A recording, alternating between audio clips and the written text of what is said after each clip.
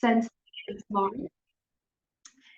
So yeah, that's me. I'm based in Leitrim, and I used to be a general homeopath. I qualified in 2008, and I was treating mostly kids because we're very good, us parents, women, at getting kids sorted, but kind of leaving ourselves till not even last, just completely omitting ourselves from that list, that to-do list. So I was seeing children getting better and mothers getting worse. And they would say to me, now, when I get him sorted or I get her sorted, I'm going to come to you myself. And they never did. So eventually I started to insist that they came to me first. Now I treat only women. I treat women, I've always treated women around the same age as myself. Women who are now in their 40s and 50s, maybe going through perimenopause, menopause. I treat women with fertility issues, women who've had previous very traumatic births. And I posted a lovely picture today of one of my youngest clients. She's 4 weeks old today. She's been treated with homeopathy since just after she was conceived. So now I still have a few child patients, but when I get new people coming on looking to get their children sorted, I send them to the very wonderful Deirdre Morris, who will be actually talking to us next week. And I'll tell you a little bit about that towards the end. So yeah, all my children queries go to Deirdre. She's the gardening homeopath on Instagram. So tonight I wanted to talk about anxiety, shock, trauma, fear for adults, for us, and for children or anybody else we're trying to treat ourselves. So those three things can mean very different things, or they can be quite interchangeable. I'm going to talk about them in and out. I'm going to kind of wander in and out between the three of them tonight. These things are not linear. When I'm teaching, you'll find that I kind of jump all over the place. I have been teaching, I actually meant to say, first aid courses since 2010, and then I went on training mothers to treat their own families in an online academy. And for the last 3 years, I've been really lucky to be teaching in the homeopathy school of Helsinki.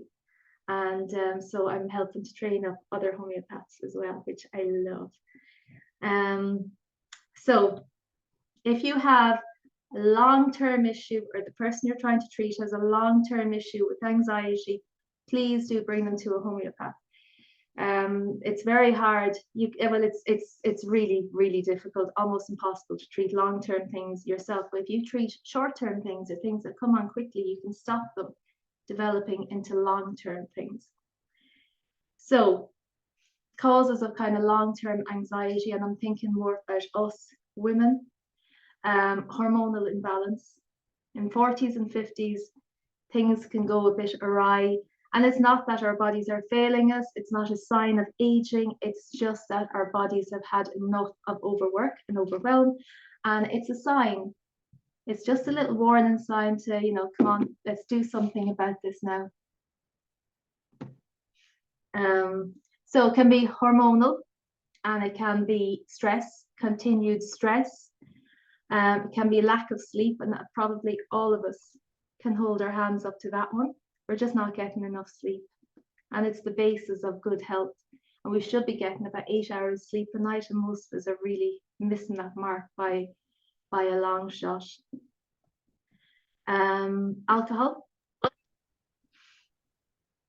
I'm just going to mute. Studies are showing that women our age are drinking more alcohol than ever before. Anxiety can be caused by lack of confidence, self-esteem issues. Some of the signs for us that we're feeling anxious is, even though we're really tired, we can't sleep. So even though we're exhausted, we're just not able to sleep. And that's again because we've been pushing ourselves so much during the day that we end up with extra adrenaline in our system, which would be fine if we were using it for a big scary situation like we were being chased by a bear.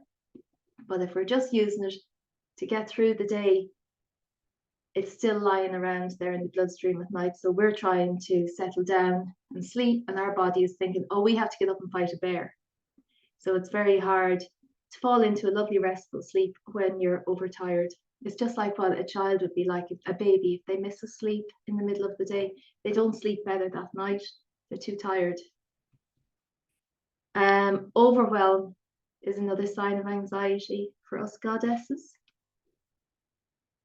Overwhelmed at small things. Well, we think they're small things, but when there's hundreds of small things in the day, it's a lot. It builds up. We can have racing thoughts. A lot of, what if I get sick? What if the kids get sick? What if there isn't enough money this week? What if there isn't enough money to pay the mortgage? What if? Can overanalyze conversations we've had with people. You're saying like, oh God, what did I say in that? Why did I say that? That's such a weird thing to say. I know we can come across, I can tell you now, most women here are probably struggling with some sort of anxiety, and we can hide it really, really well. We are absolute masters of plastering on this mask in the morning, and we go out and we're like, hello, how are you? And we can seem like the most calm, rational beings, and underneath we're like, jelly. We can have a real lack of focus when we're very anxious about something. Actually, before I came on here, I realized that the notes that I did up for this call 3 days ago hadn't been saved. So this was at 7:30 this evening. And I like to have notes. I don't read off notes, but I like to check in with them. And I had a few moments of, oh my Jesus. But I pulled it together and I didn't actually need a remedy. So I didn't have lack of focus. I got really, really, really focused. Some women have had anxiety for so long that they don't recognize it. They don't have the words for it. And I'll just give you an example of having something a long time, so long that you can't express it, that you can't even recognize it anymore. When one of my children was about 9 months, he fell out of his high chair and he got banged to the head. And the usual stuff that goes with that, x-rays and all that. He was fine, he was absolutely fine, but he got a bad bang to the side of the head. And then fast forward 7, 8 years later, I was looking at him one day and I noticed that the back of his skull didn't look right. One ear was higher than the other, and that's just the sort of thing that a mother notices. Remember I said last week, we're like Terminators. When our kids come in the morning, we're like, we do a body scan. We know exactly what's up before it even starts. Anyway, I noticed this thing, that one ear was higher, and I decided I had to get something done about that, and brought him to Kieran Burke. He's an osteopath and a biocraniologist down in Sligo. I'd only heard about him a couple of weeks earlier, and he released the cranium. So my boy had gotten the bang here, but the impact went right the way to the back where this kind of bulge was appearing. And Kieran was able to tell straight away there had been a bad trauma, and it had pushed the bones of the cranium back here. Anyway, he did the release on him, and my boy got up and he was just going, oh my God, my head is so light. So I was thinking, well, the opposite of that, the opposite of light, is heavy. He had obviously experienced a heavy feeling in his head for 7 or 8 years, but because this happened before he could talk, he never ever expressed that. And the whole way home in the car, he's like, oh my God, my head. And he totally changed after that. Personality changed and everything. So he was obviously in pain for a long, long time. Anyway, that's what it's like when something is there so long that you can't actually recognize it. So when I say to women, do you struggle with anxiety? Very often I'm told, no. No, I'm grand. I might be a bit on edge sometimes, or small things get me down, or a lot of things would set me off, or I go over and over things in my head, or I always feel rushed. I'm always rushing and racing. They're all anxiety words. I'm rushing and racing, and I'm busy. I'm busy. And I think most women who say that are probably really, really anxious. And we're all busy. We're all busy. We're just, like I said earlier, we're overworked. We're doing about 50% more than our grandmothers ever did. And because we have full-time jobs or full-time parenting, we are maybe studying in the evening, going to the gym, we're doing it all. And it's like we're doing the work of 1.5 women. And my grandmother had 14 children. She wasn't an idle woman. She wasn't sitting around watching TV all day. But for me to think that I'm probably doing 50%, well, I was, because I have changed my ways years ago, but to think I was probably doing 50% more than her is a bit of a daunting thought, really. Some women are now looking after parents. We're getting to the age where we're looking after parents, we're looking after children, and we're looking after parents, and we're using coffee to wake up, which is really hard on the nervous system and the reproductive system, the menstrual system, and we're using wine to wind down in the evening. Is everybody okay so far? So that is anxiety, and I'm going to go into a few remedies in a few minutes for us. Shock or fright is a little bit different because these are things that come on suddenly. Maybe after a fall, maybe we've had a fall, or we've injured ourselves, we might have had a tip in the car. And everybody's levels are different. So some people might go into overdrive because they've had a near miss in the car, and somebody else might go into overdrive because they've had a fallout at work. We all have different limits. It could be from bad news. Maybe we get a call, bad news, somebody has died, somebody's injured, something's up with a child. A driving test or some big exam, or maybe that's my husband roaring bedtime, the kids.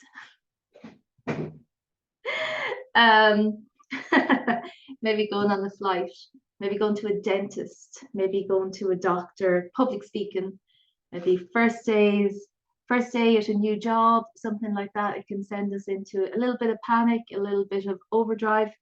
And when we're frightened, we go into fight, flight, or freeze mode. And most often we can't flee from the situation, we can't fight it. So we often just freeze. And then the energy in our body freezes. And I said last week, we've got about 72,000 tubes of energy running through our bodies. And when we get a big shock, and like I said, what's a big shock to somebody mightn't be a big shock to somebody else, but that energy freezes, it shatters like glass, it splinters. And when you go in and you take a remedy, it pulls that energy back together. And when that energy is splintered or fractured, it leaves us really susceptible to illness and more long-term things. And I was talking today just with somebody about German new medicine. Deirdre, you know this as well. From us treating our children or dealing with their shocks, is very important to treat our own shock after something happens to our children. Children especially, because as mothers, we try and absorb their shock, and we try to absorb their pain, and the place that we absorb their shock and their pain is in the breast. And that's to do with the nurturing, the desire to nurture your child well, if we were breastfeeding, we would be producing more milk, we would be changing the quality of the milk to adjust to the situation. But because we're mostly not breastfeeding, especially if they're older children, some physical changes take place in the breast and can lead to all sorts of issues down the line. So do always look after yourself first. If you're dealing with somebody's had a shock or a fall or trauma themselves, you've got to treat yourself first. And the first remedy will be aconite, and I'm going to tell you more about it in a couple of minutes. Anxiety, shock, fright in children can be caused by lots of things too. And Sinead's going to have some tips to help deal with that. So things that you mightn't even realize that can cause a child to spiral is maybe a new sibling coming into the house. And they might regress, they might stop walking, they might go back to baby talk, might start wetting themselves, moving house.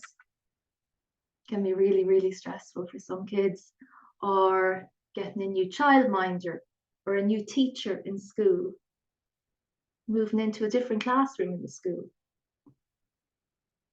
These are sensitive little beings. Maybe parents going out at night. Some kids absolutely hate that, even older ones, and they mightn't express it in the same way. But they might be just saying, when are you going to be back? What time do you think you'll be back? Because the little ones might be kicking and screaming, and it's more obvious that they're feeling anxious and stressed. The older ones might hold it in a bit more.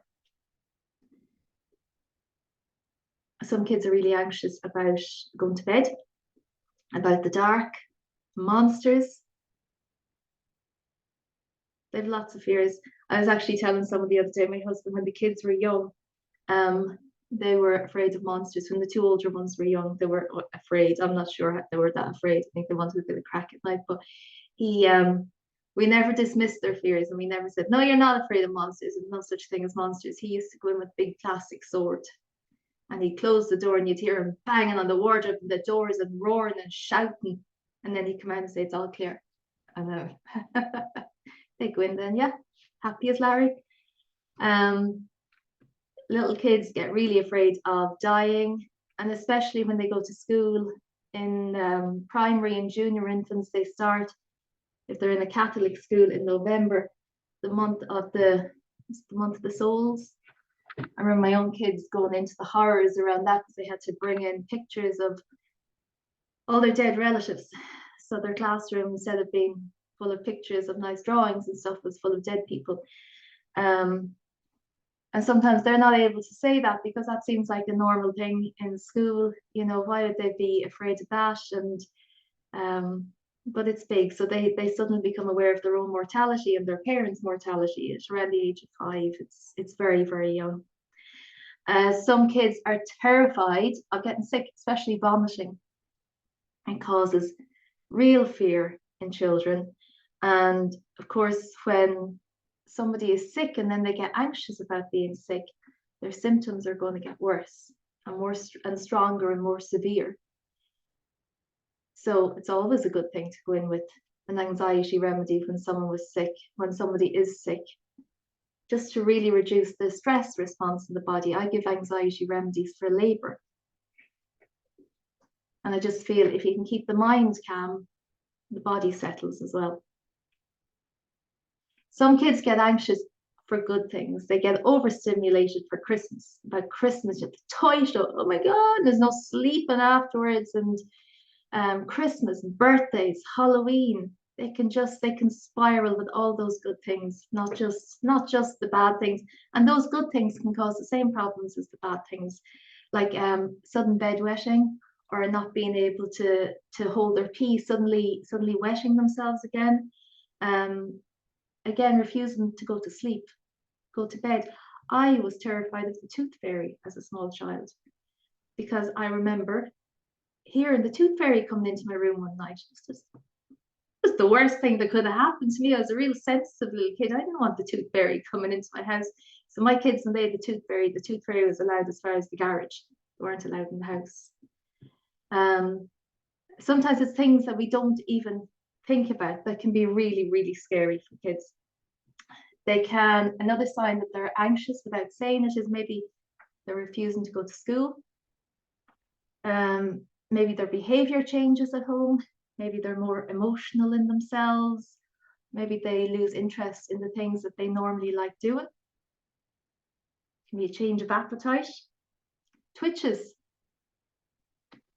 I went to one of my kids' plays a few years ago, and she was going through an anxiety kind of phase, and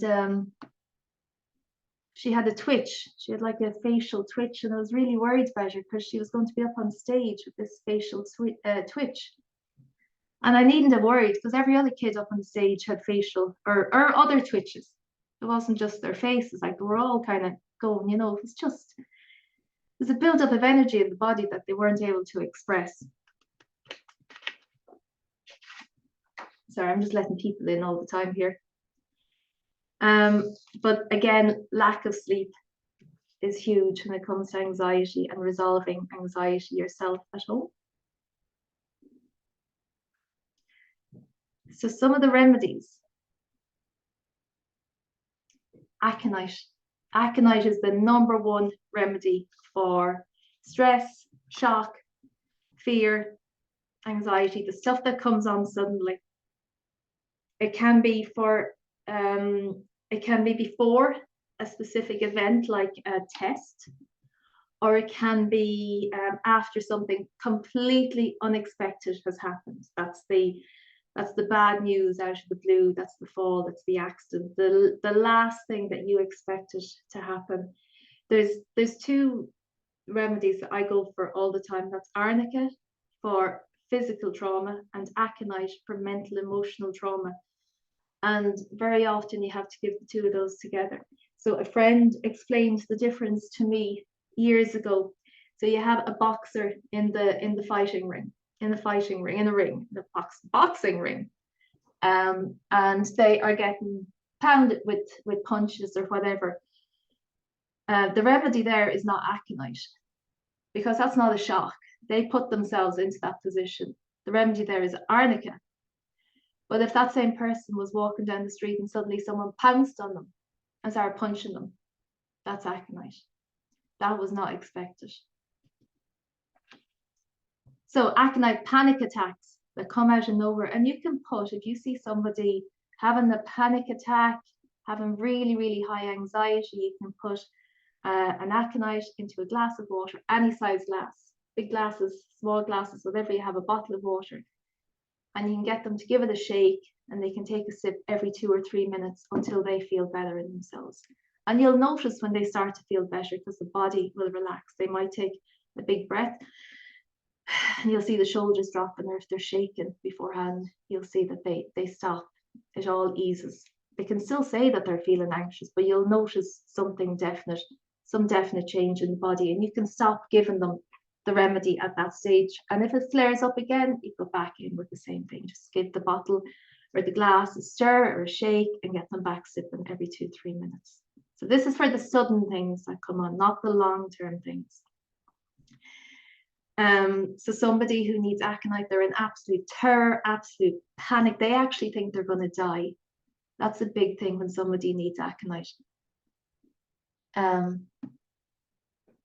They think they could possibly die. They could possibly die because they're vomiting so much, or they could possibly die because they've such a bad headache.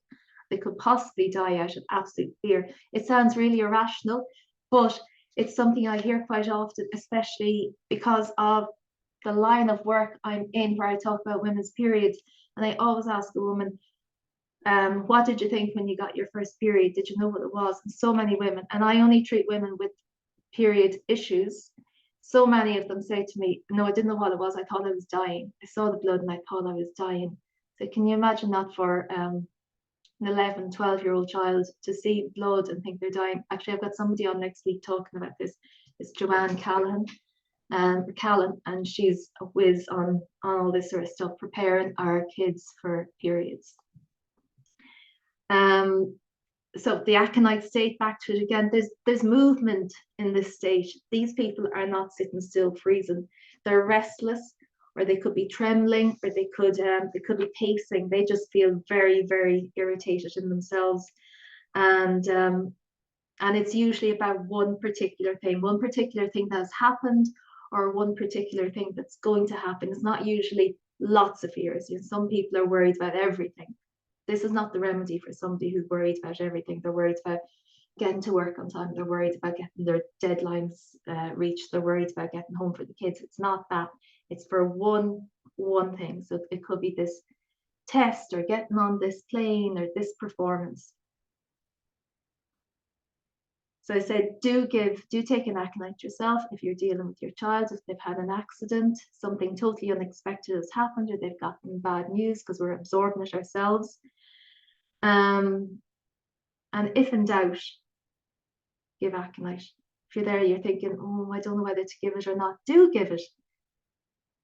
Because remember that energy has been just splintered in the body. So you need to pull that back together. If you don't have aconite, get the person talking, get them arguing, get them doing something to bring them back into the room, but get aconite in as soon as possible. I've had cases where people needed aconite 30 years after a traumatic event. It stays with them, and it can be just as raw and just as fresh as when the thing happened. So I have my own story of aconite and when I didn't take aconite. So a few years ago, we had a kids' party, and at the start of the party, I was getting minor pains. And by the end of the party, I had pains in every part of my body. I couldn't breathe. But I didn't think it was panic, because it wasn't, nothing had happened to make me panic, but because the pains were so severe, I thought this isn't panic. Actually, I didn't think it could be panic. And I got on to one of my colleagues. Again, buddy system is so important. And she said to me, well, what's happened? I said, nothing. She said, well, what happened yesterday? And so my husband had been working under a car, and he got out from under it, but the jack slipped, the jack broke, and the car came crushing down and took the door off the car. And while he was going crazy about the damage to the door, in my mind, it was like he could have been killed. And so there was huge trauma, but it wasn't recognized because I didn't have the whole day to dwell on it, because I had 3 small children, 1 very young baby. But it was the next day it hit me. That trauma hit me the next day. And then he was absolutely fine, but it was that what if that could have happened. Oh my God, oh my God. So that's the remedy I was put on for the aches and pains all over my body that came on very suddenly, aconite. And by that evening, the pains were gone again. And like, it was so severe. If I didn't have aconite, if I wasn't using homeopathy, I would have been in the hospital, because I wouldn't have known what on earth was wrong. It was so bad. So that is aconite. The next one I want to tell you about is gelsemium. And I spoke about gelsemium. So it's gelsemium, Gelsemium, or gels for short, for us in the know, gels. This is a big anticipatory remedy, anticipatory anxiety remedy. So worrying about things that are coming up. Again, it could be worrying about an exam, a performance, stage fright, all this sort of stuff. But it can also be a remedy for after the event has happened. And this is actually very different to look at. I just close the window. It looks very different to the person who needs aconite. The person who needs aconite is movement. They're trembling, they're moving somehow. The person who needs gelsemium has frozen. It's frozen on the spot. The muscles have gotten weak. They've been compromised. They've lost their strength. They can barely stand up. The legs are like jelly. So I always remember jelly legs, gelsemium. Could be trembling. And those muscles that have gotten weak, it's not just the muscles in the arms and legs, it's the muscles in the organs. So there could be a need for sudden diarrhea, or there is sudden diarrhea. It's like the body just can't hold stuff in. So it's diarrhea, a need to pee all the time. For a child, again, that could, well, for an adult as well, that could be leaking. It could be wetting themselves. A few years ago, the kids, I have stories for every single remedy because I have been using it so long. I've been using the kits so long. 2 of the kids got locked into a bathroom, and I just heard this ear-piercing scream. Didn't know what was gone wrong. They were young, so they were locked in the bathroom. But for those couple of seconds between hearing the scream and getting upstairs and assessing the situation, realizing no, they're actually okay. They're just locked in. Something happened in my body, and I did take aconite at the time, and I treated them. And I treated them really, really well, and didn't really treat myself so great.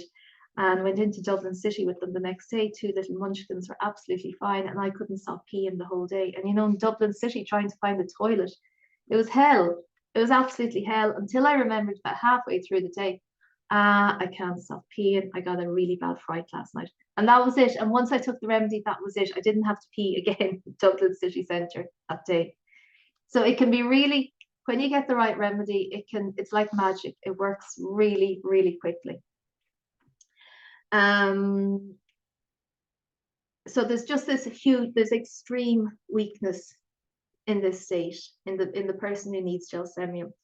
They can't, like I said, they can't hold their stool or their urine. They mightn't be able to sleep after a fright, and it could have night terrors. But that can come up in lots of different shock remedies. Night terrors. The gelsemium is different because of this. It's like an all gone sensation. It's like the strength is gone from the body. They're just so weak. Could be dizzy and lightheaded. Can barely hold themselves up with fright. Moving on. So that's gelsemium. I've used that a lot. Gelsemium is also a great remedy for the adrenals for women who are just absolutely burnt out. Christmas time is a good time for it. You're just doing it all, like the super women that we are. Calc carb. Moving on.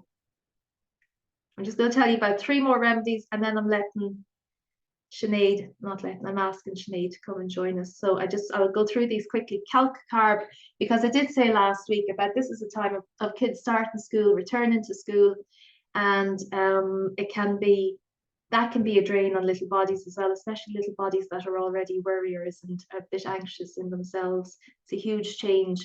And little calc carb people and big calc carb people are natural born worriers, and they love to be at home. They don't like big changes. They're not great at trying new things, not necessarily because they're in any way slow, but they like to take their time, do things in their own time, and do things when they're good at it, because they have an awful fear of being laughed at. So they just want to get things right before they do them. So being pushed into a brand new environment, like a new school or a school with all new people, can be really, really troublesome for them. And it can turn into grief, and it can settle down in the chest and the lungs. So a lot of kids around this time of year, next week on, will start to get chesty coughs, snot, lots of mucus, and a lot of that is grief from being out of their surroundings and away from their parents. And it can be really, really hard on them. People who need calc carb tend to get an awful lot of mucousy stuff in the chest and in the nose. So they could be all blocked up little worriers, having to deal with a new change, a big change of environment and situation. And it can also be a great remedy for us women who are the same, who like to be at home in their nice, safe surroundings, and suddenly having to push ourselves in a new job or in a new role in work can be very challenging. This is a sea remedy, and sea remedies evolve sea creatures evolve very, very slowly over thousands and thousands of years. There's nothing fast happening here. These are people who need time to assimilate new situations. Lycopodium is another good one to have, and again, it's very different. It's for people who are anxious about an event. But once, somebody said, would it be used for performance anxiety? I'm not sure which one that was, Susan. Was it gelsemium? Yes. If the legs turn to jelly, and if you feel like could get diarrhea or need to go to the toilet all the time, absolutely gelsemium. You just put it into a bottle of water and just drink it. Another one for performance anxiety is lycopodium. And lycopodium, the issues are more based in the tummy. So the tummy gets very distressed. We tend to hold a lot of anxiety in our stomach, and there can be lots of flatulence and bloating. How do you spell it? Lycopodium, Lycopodium, lycopodium. Can you spell the remedy? This one before. Gelsemium, yeah. So this is lycopodium. So it's Lycopodium. And lycopodium is different again from the other remedies, because even though they get really, really scared about doing something, once they start, they're brilliant. And they perform really, really well once they get going, once they start. So I just wanted to find remedies tonight that were really, really different from each other. And I think those 3 are. So lycopodium, really windy, floaty, nervous but brilliant once they get going. You know, some of the other, as in if when they get going with an interview or when they get going with public speaking or an exam or whatever, they perform really, really well. The back to school, one of the back to school ones for kids is Calc Carb. That's CALCCARB. But it can be some of the others as well. You know, if there's absolute terror, always look at aconite. I used to hate this time of the year for kids going back to school, and the first day of school, oh, it was just the tension in the schoolyard. It was palpable, it was horrible, and oh yeah, just not nice. We have to, our kids are looking to us all the time for reassurance and comfort. And if we're standing crying in the schoolyard, or and I saw people doing it, and no disrespect to them, but holding on to their hands up against the glass, the windows, crying in at their children. Okay, so phosphorus, this is the last one I'm going to talk about. Phosphorus is a great one for dogs as well, especially dogs that are afraid of thunderstorms. So people who need phosphorus are really lively, lovely, lovely people. And when they go down hard. And they are afraid of everything. And they need their parents around them. They need company. Gelsemium, by the way, just to jump back, they don't particularly crave company when they're feeling anxious. They'd almost prefer to be left alone, so they don't have to answer any questions or talk to you.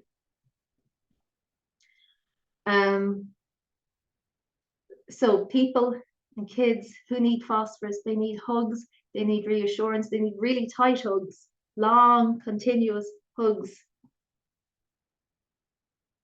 And they're really afraid. And they're really afraid when they're away from home and when they're not with their family unit. They can be really afraid of, you know, minor injuries, getting a splinter out. Somebody is freaking over something like that, which can be sore, of course. Or, you know, an eyelash in the eye, like panic over something like that, maybe pink phosphorus. Phosphorus is a remedy that has a connection with blood. It has an affinity with the blood. So these people might have, they might have nosebleeds as well. Not with anxiety. Or they might get a cut that just goes on bleeding for too long. And they're anxious. They get a cut, it's going, bleeding a bit too long. They're really anxious, panicking. They want you with them. Do think phosphorus. So a few years ago, one of the kids had, I was in it was minor, to me it was minor, but somebody cut me up on the roundabout and it was a near miss, you know, it was, but nothing happened, but possibly I shouted or swore. I don't know, I don't even remember what happened. But very soon after, one of the kids went into this state of panic and didn't want to leave the house. And he was such a lively, bubbly little fella. And then to see him so scared and to lose his confidence so quickly, it was traumatic for everybody. But it must have been coming into this time of the year. He was especially bad in the car. If we were leaving the house, going anywhere, he hated it. He was okay if myself and my husband were in the car. But if it was just me, myself, and it was getting dark, I'd have to put him in the front and hold his hand. And like we weren't going very far, it could be only a 10-minute journey up to my mum's house or something, but just so on edge. Are we nearly there? Are we nearly there? How much longer? Are we nearly home? Like it was really, really hard on his little body, hard on the rest of us listening to it. He just felt so unsafe and he wanted to be at home with both his parents, hugging them and holding them. And the night time was the worst time for him. So that is phosphorus. They don't want to be alone. They're terrified of everything in front of them. And you can go into this state. It's not like a state you're in all the time. Can I just ask, before I introduce Sinead on, are there any questions?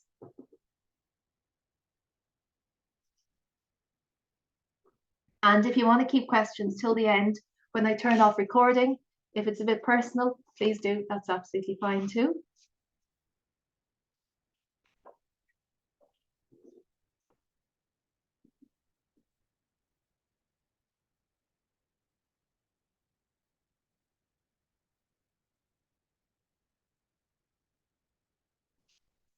if you can't distinguish, Susan said, can you use gelsemium and phosphorus together? If you cannot distinguish between two remedies. So in the books, Susan, there's little books that come with these kits. And the first part of the book is, the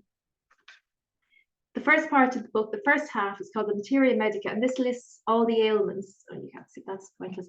It lists all the ailments that this book can deal with. So it starts with, it lists all the remedies in the first half, okay? And it tells you a little bit about each one of the remedies. There's 42 remedies in these kits. They're the green ones, I don't have it here. And then the second half of the book tells you about the ailments that you can treat. So this here is arthritic and rheumatic pain. This would be a short-term thing. You wouldn't be dealing with somebody's arthritis that they've had for 20 years.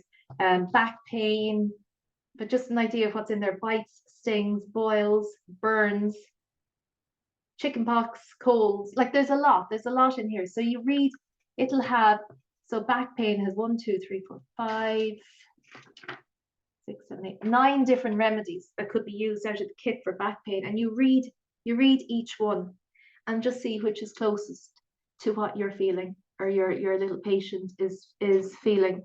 And if you've still got 2 remedies that you absolutely cannot differentiate between, because some of them are quite similar, I would alternate them until you see which one is working. Well, I wouldn't give any more than 3 of any remedy. So if it's something that's really high energy situation, like a panic attack, you've got to be given a remedy every 2 minutes until they feel a bit better. A remedy every 2 minutes for 3 doses, and that should, if it's the right remedy, that's going to bring about some change in the body. They're going to be relaxing. If it's something like a cold or a flu, you don't need to go in that hard and fast with remedies. You could give 1 remedy 3 times a day. So you assess the situation. And yeah, if you cannot find the right remedy, then alternate 2. Or, I mean, yeah, Lisa says, can you mix some of the remedies? Homeopaths would say absolutely no. As a mother who's been panicked and hasn't been able to figure out the right remedy, I have mixed 2 remedies together in a glass of water or given 2 at the same time. You know, when you're dealing with high energy states, you burn through the pills very, very quickly. But keep it as a rule of 3. Don't give any more than 3. Check in with your buddy. Check in with your homeopath. Yeah, it's not like conventional medicine where you take, 1 pill morning and evening for 5 days. You stop on the first sign of improvement, and you only go back in when things start to slip again. Bridie, hi Bridie. Bridie says, where can I buy a kit? Somebody was looking for kits last week. Somebody thought they had sourced kits, and people were trying to buy them directly from England. I wouldn't even bother. It's they can't get them in here with Brexit or whatever. So Down to Earth in Dublin is one of the places that I know that sell them. They don't have them advertised on their website. They have them. You have to ring them. Okay, so I think I've answered everything there.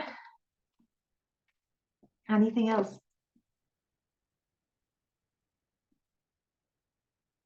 Okay. Do you know what? I'm gonna bring Sinead on, okay?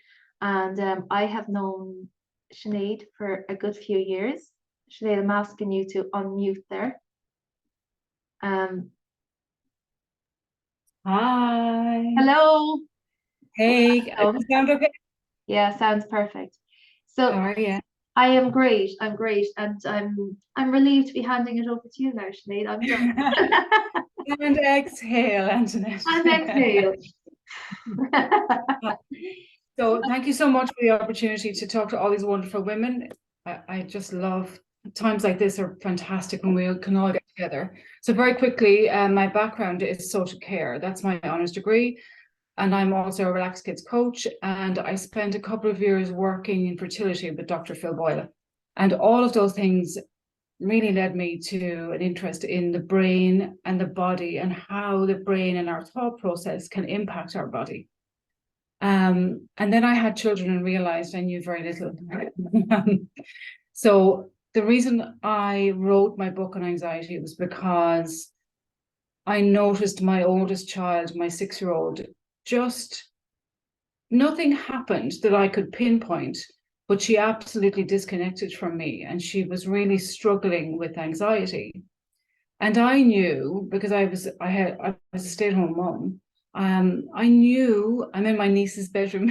You're all welcome to my niece's bedroom. I knew nothing had happened to her. So it got me looking and searching for answers. And I went the normal route that a lot of people go. They go to your GP and go speak to the principal, and they all fed back to me that, the GP, I'll send you for referrals. I said, yes, that's great. Principal, nothing. There's nothing. She's a very bright girl. I'm not noticing anything in school, which is wonderful, but not wonderful for me as her mom, who was trying to get her out the door to school when she was very distressed and very anxious. So when I was thinking about what I wanted to cover with you guys tonight, I wanted to keep it really practical, because I think all the women here are practical women. And what do I do in the moment? So anxiety is a thought process. And when I was trying to deal with my own child, I was looking for, the name of the book is Wisdom's Wishes: How to Turn Anxiety into a Gift That Will Connect Your Family. It's about the first-time author, the long title. So, and you can get it on my website, diywellbeing.ie.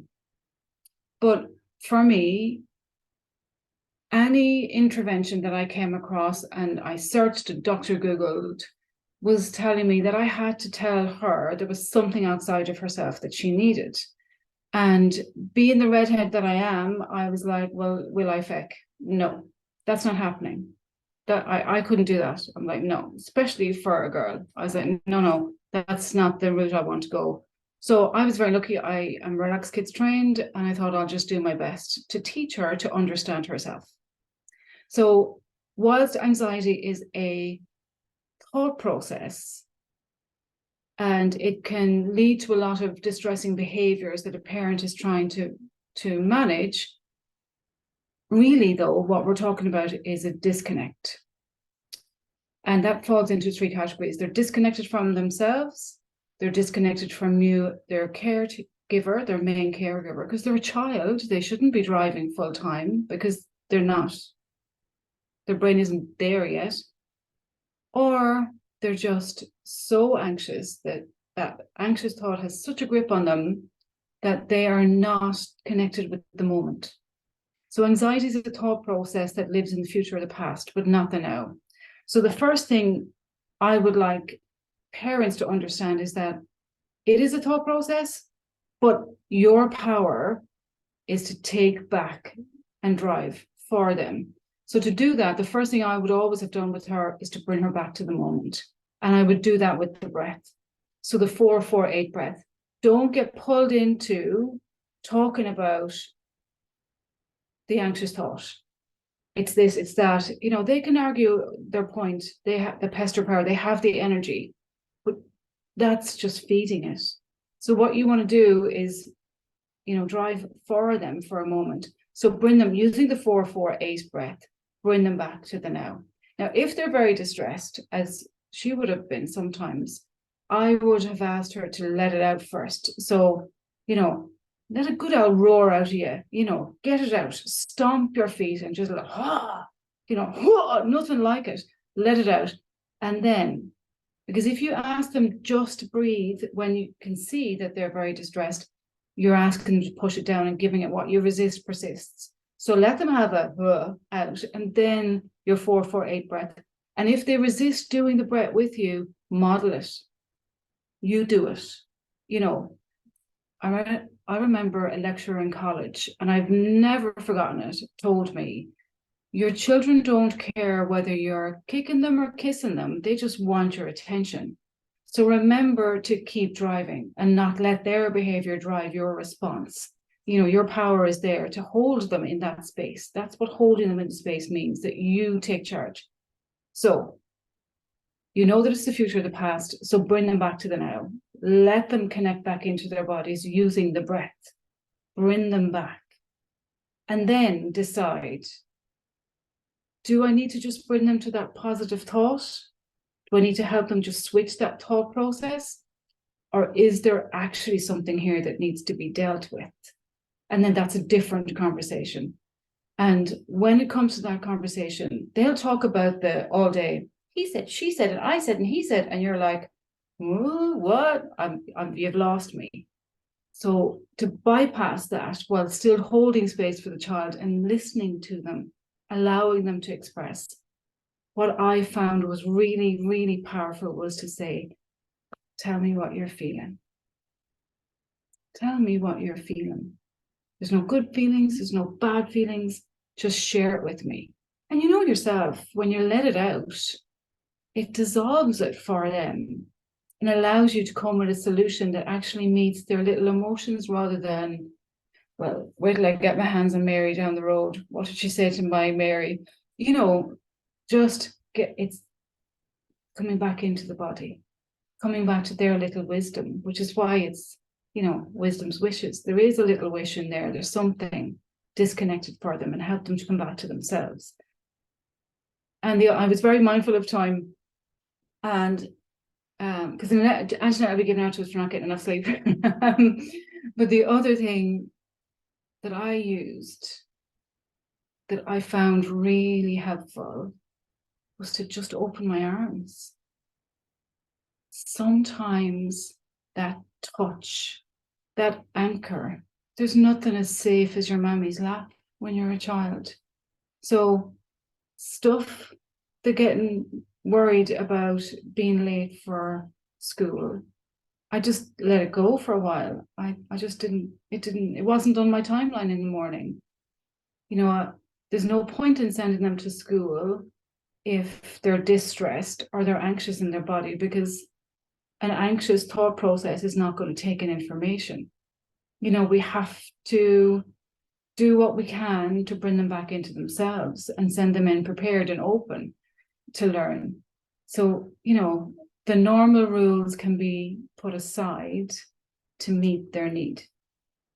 And isn't that a wonderful way and a wonderful process for your child to hear and see and experience that actually it's okay for me to take this moment to meet my need before I try and join the world.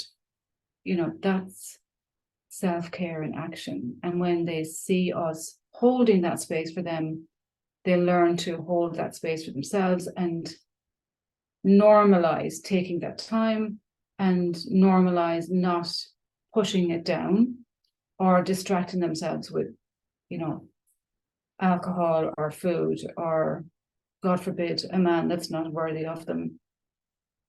You know, yeah, so I wanted to keep it really short for you. So I hope that's short enough. I know that the time it's late, but if you have any questions that you're happy and comfortable, or if I missed a question, Antoinette, you might let me know. If anybody wants to ask me anything. Sinead, can I just ask, what's the 4-4-8 breath, please? So in through the nose 4, hold in the body for 4, for a count of 4 in their mind, so it's their count of 4, and then out through the mouth like you're blowing out candles. Okay. Calms the nervous system, slows down the thought process, brings them back into their body. That's where the good stuff is. Lovely. Yeah, if anybody has any questions, if you want to ask now, I know we're nearly up at an hour, but you know, if you want to, or get in touch with Sinead directly. Absolutely. Did I put Absolutely. up the right, is it DIY well-being or well-beings? DIY well-being, BEING.ie. Okay. And you're also on Instagram, which is the same, isn't it? It's DIY. Yep. Is there an F? Yep. Is there an F in the? The F at the end, there is actually. Yeah, thank you. Okay, okay. More than happy for people to directly message me, and there's free stuff on my website as well. So there's a free masterclass there on bullying, but do reach out. Totally open to that. And I do parent coaching calls as well. And I have an online course for parents, for families actually, to sit and watch together, because us mummies get tired of telling them. So I made it as easy for people as possible, so you can just sit and watch it, and that means You can pause it and have the conversation and then watch more of it if you need to. It's thank you so much, Nate. It's absolutely heartbreaking seeing your child suffering with anxiety, and we've had it here in this house as well, and you feel very helpless and think, well, I've done everything right. How can this possibly be the case? I guess what we don't realize, and I wasted some energy wondering, well, why is she? What happened? We haven't had a death. We were on holidays with all of our family when I really understood that this is really an issue. Trauma is not what happens to us. Trauma is how we internalize it. Yeah. So when I think back now, possibly I had to leave her very suddenly when her little brother broke his leg. And I explained it to her. I left her with a very good friend of mine who actually brought her up to our own house and let her sleep in her own bed because I didn't get to come home until the next day. He needed surgery. We talked about it, but was it that? But it can be something so simple that we don't realize it because it's an internal response for them. So that's why it's so important to bring them back to the now. Right this moment, you're safe, you're with me, we're in the kitchen. So what's the thought process? What are you feeling? Can you share that with me? And you can make it really fun. I would have thrown the cushions in the air and ran around the kitchen going, where is that nasty thought that's making you feel like shit? Where did it affect the cushion? Try and make it as comfortable and safe and open for them to share it, and I would say all of the time, there's no right or wrong emotion. It just is what it is. Let it out. Say it. Dissolves it. I love that. And we can apply that to ourselves as well, Sinead, with the breath and sitting with it and letting it out. I love that, letting it out, the shouting and the roaring. And actually, something that I thought about today when I was thinking about this was, I think the norm almost nowadays is to be anxious, because think about it. How often are we just present to ourselves and our bodies? How often are we in a thought process? We're supposed to be in the moment. So it's almost like anxiety is normalized as a normal functionality point when it's not. So the way I bring myself back is to be aware of my responses. So if something's not working for me, like the computer, if I have an emotional response to that, then I'm going, okay, what's going on? What's wrong with, what am I feeling? What am I feeling right now? Why am I having an emotional response to an object not doing what I want it to do? So those little things, those little questions are my anchors for myself, going, oh, okay, maybe I need to get up and walk for a minute. Maybe I need a glass of water, whatever it is. Yeah. It's those internal chat, and to not frame it as, is that right? Is that wrong? Should I be feeling like that? No, I just am. Yeah, you're right. We said anxiety has become normalized. It's common, but it's not normal. Yeah. No, we're not supposed to feel like that, and our kids aren't supposed to feel like that. There's a question there, Sinead. Okay, I can't see it. Oh, sorry. I don't know why you can't see it. Maybe it was just sent direct to me. What about children that have anxiety all over communications with others? Any advice? People think that they're shy, but they're allergic to communications for fear of rejection, even with friends that they've known for years. So again, it's a thought process. There's something behind that. So for me, I would say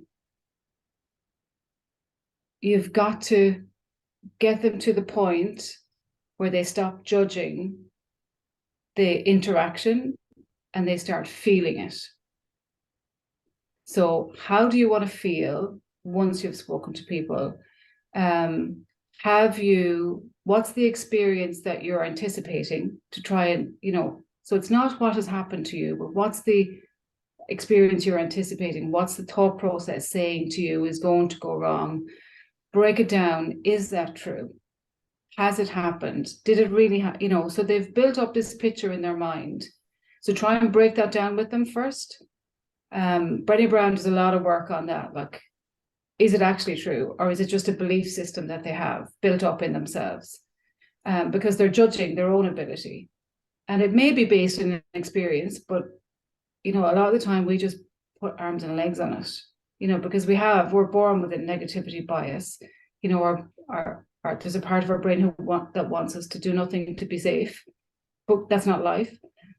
And the other thing I would do is break it down for them. So, for example, you know, if it's a fear that the person's not going to like them, then I would talk to them about, well, that's you thinking again about what somebody else is thinking, but you never fully know what somebody else is thinking. So why is the what if for you a negative? Actually gently break it down. Why isn't your what if a positive? So helping them to come back into themselves and take responsibility for their thought process, breaking it down, chunking it into little bits for them, breaking it down, and then asking them once they feel ready to start stepping forward a little bit. Just say hello. Just, you know, the friendship one is really challenging if your child has anxiety, but I think that person might really love the masterclass on bullying that's on my website. I think they would find that really helpful. Brilliant. Okay. Okay, that's Any other questions for Sinead while we're here? Sinead, you're so calm. I always say that to you. Every time I come off the phone or off a call talking to you, I'm like, I'm relaxed myself. So thank you. Well, actually, there's the book is available in audio on the website. So if people want to just listen to it, that's available, because I do get that feedback all the time. Yeah. Yeah. I think it's because when I'm talking to my own crew, I learn very quickly that if my voice goes up, they listen less. But when my voice goes down, they listen more. I think that's probably the top tip of the whole evening. I'm going to go down now in a really low voice to my husband. Yeah. Yeah. Thank you so much for the opportunity, Antoinette. You're so welcome. And yeah, people, please go and follow Sinead and get in touch if any questions, if you'd like to work some more with her, have her work with you and your family and your children. Okay, that was lovely. I'm going to finish up, guys. We have, yeah, I want you all to go straight to bed after all this. I hope everybody's feeling relaxed and you got benefit out of it. And let me just do invite your friends for next week. Remember I said like the importance of that kind of buddy system. It really helps. So next week, let me just tell you what's happening next week. Next week I am talking about, Sinead, thank you so much for me. Next week I'm talking about gut stuff. So diarrhea, constipation, stomach bugs, that kind of thing. And Deirdre Morris is coming on and she's going to chat at the end. Deirdre is my friend and colleague, and like I said, she's the one that I send children to, new children clients. They go to Deirdre. She's got she has a background in law. She calls herself a recovering solicitor, and she's got just an intellect like I've never come across. She knows the inner workings of the body like I don't know what, and I lean on her very heavily most days actually. So she is a whiz on gut stuff. She started looking into this, or started healing her own gut, I suppose, several years ago, 8 or 9 years ago. And when you go down to her house, it's like this, it's like a sweet shop for homeopaths. She has big bubbling things going on, all these fermented drinks, and it's heaven for me. And I'm going to taste and lots of different things. So she's going to be here next week talking about that, talking about some ways to get really good gut stuff, these are my words now, I'm tired, into our kids and into ourselves, and how to build great immunity for the winter ahead. So that is next week. And the following week is Joanne Callan. We're going to talk about menstrual issues. All right, everybody, thank you so much for joining me. It's been lovely to see all these gorgeous smiley faces and new faces and faces I've known for a while, and it's great. So this recording will be sent out tomorrow. If you missed anything, you can check in again. All right, bye.